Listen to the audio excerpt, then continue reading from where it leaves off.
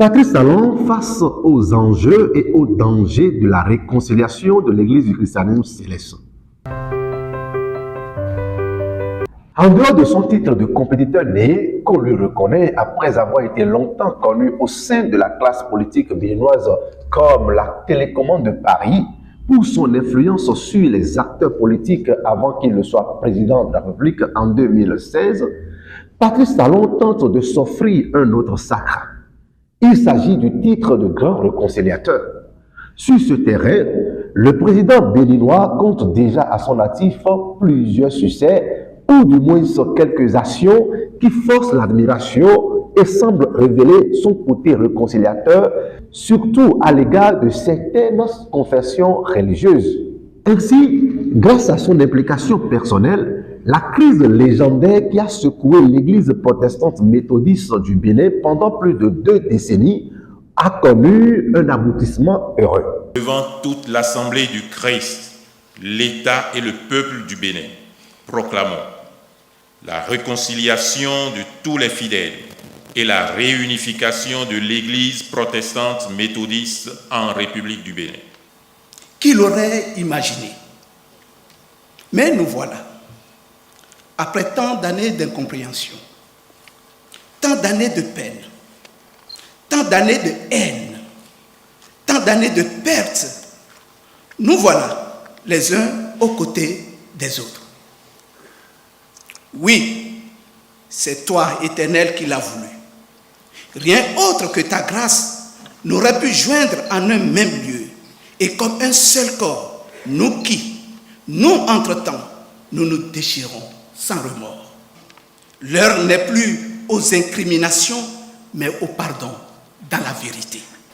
Nous découvrirons à coup sûr que nous avons été pardonnés.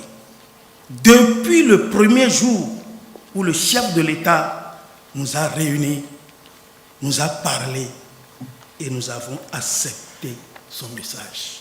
C'est bien un espoir inédit puisqu'il n'y avait pratiquement plus d'espoir de réconciliation entre les 2 ailes de l'Église protestante méthodiste du Bénin. D'ailleurs, face à cet espoir, le président béninois reste reconnaissant à Dieu et aux leaders de l'Église qui ont accepté de s'unir.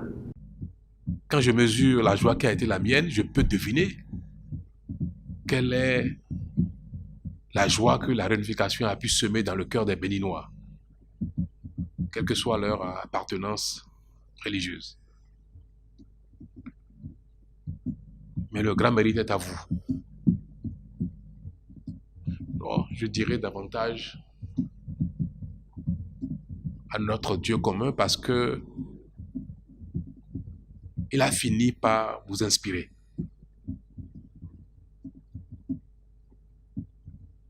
Nous avons rendu grâce ensemble. Nous n'allons pas cesser de rendre grâce pour cette œuvre qui l'honore, le glorifie, qui nous honore, qui vous honore et qui encore une fois nous révèle à tous combien il est bienveillant à notre égard.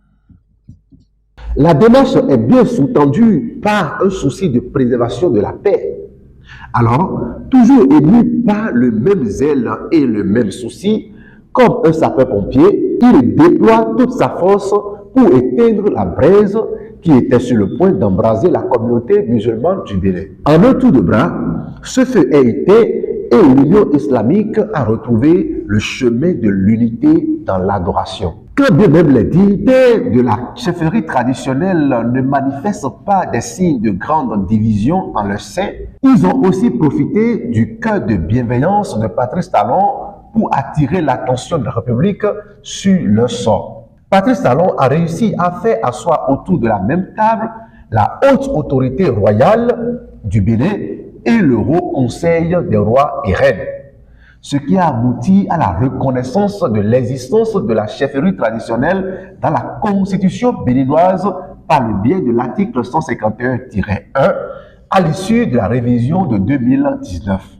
Les démarches pouvant aboutir à une loi portant statut de la chefferie traditionnelle au Bénin sont déjà avancées. La même dynamique est désormais imprimée aux religions traditionnelles sous la houlette du Comité national des rites vaudous pour l'unité dans la diversité. Ce sont certainement ces exploits qui poussent Patrice Talon à aborder le cas de l'Église du christianisme céleste divisée en plusieurs branches et chacune des branches avec son pasteur mondial. Ainsi, le jeudi 20 février 2025, le chef de l'État a reçu 3 des leaders des différents grands camps de cette église typiquement béninoise fondée par Samuel Biléou Joseph Oshofa en 1947, reconnu comme prophète par les fidèles de l'église qui le vénèrent comme tel même après sa mort.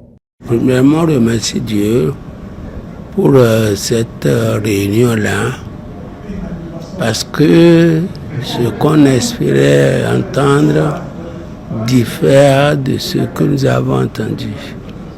Le président, il nous a vraiment surpris avec ce qu'il nous a dit. Ce qu'il nous a dit concernant notre Église. Ce qu'il a fait pour les autres églises, pour les vaudous, en les mettant ensemble, il veut faire la même chose avec nous, les christianistes célestes. Un chantier plus mythique que réaliste. Mais ce chantier se montre beaucoup plus complexe que les précédents, puisque ses implications vont au-delà d'une simple guerre de leadership. Il découle plutôt de l'organisation de la succession du fondateur de l'Église qui laisse assez d'ambiguïté, donnant lieu à une grande soif de pouvoir dans le rang des dignitaires. Cette division ayant commencé depuis le vivant du fondateur de l'Église, s'est davantage enracinée au fil du temps, quand bien même certains feignent de nier la réalité. Le fondateur est parti. La Constitution ne parle pas d'intérim pastoral. La Constitution ne dit pas qu'il faut rester ensemble et diriger l'Église. La Constitution parle d'une succession pastorale. Et la Constitution bleue telle qu'elle est faite, elle est taillée sur mesure du fondateur Oshofa et sur mesure de l'intervention du Saint-Esprit. Or, il y a un problème.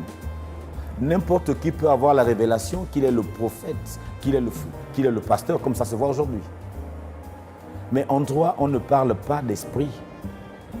On parle de l'être et de l'écrit. Et ce sur quoi s'est appuyé le droit, c'est sur l'article 111 qui a fait polémique, comme vous le savez. Polémique de façon maladroite, parce que ceux qui ont dénoncé l'article 111 se sont autoproclamés pasteurs. Voici quelqu'un à qui Dieu a parlé. Il est le seul à qui Dieu a parlé.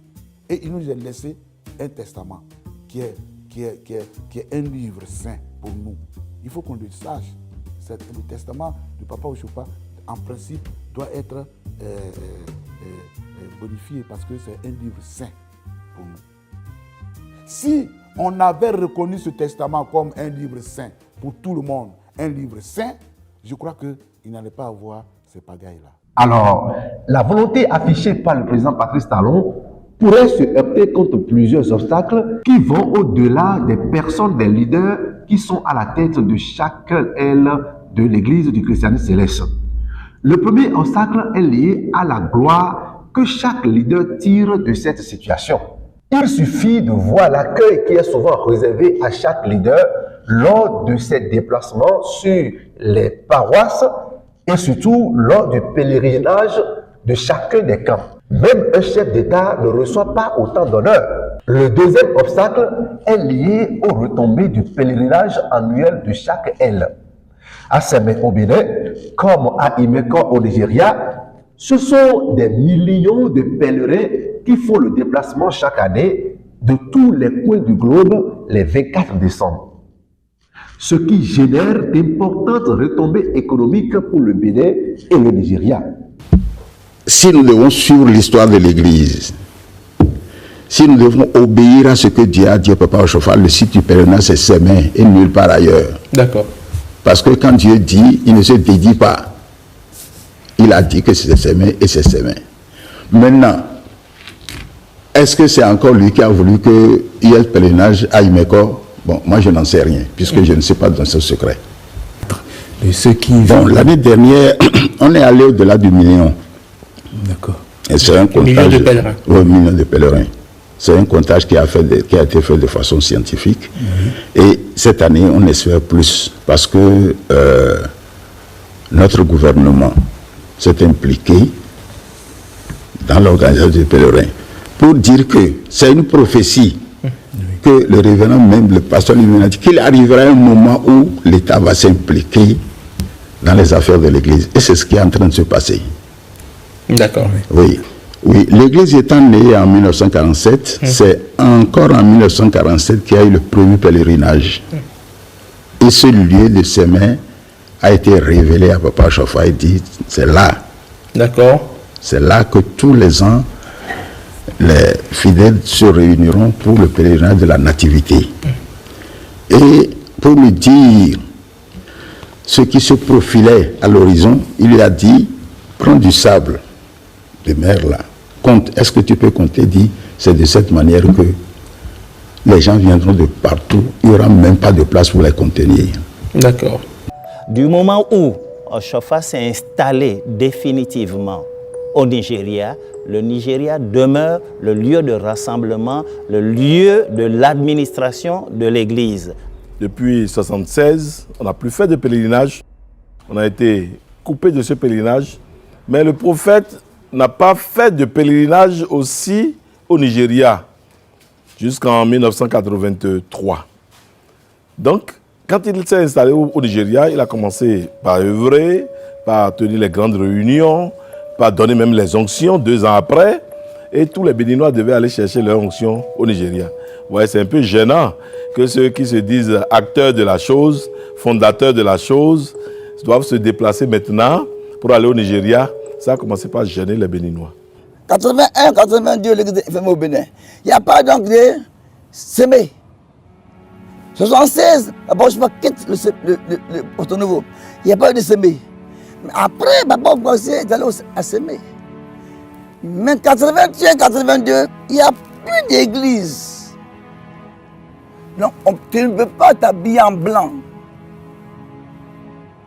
Alors, quand l'église est ouverte à 83, Papa Chofa dit venez à Imeko.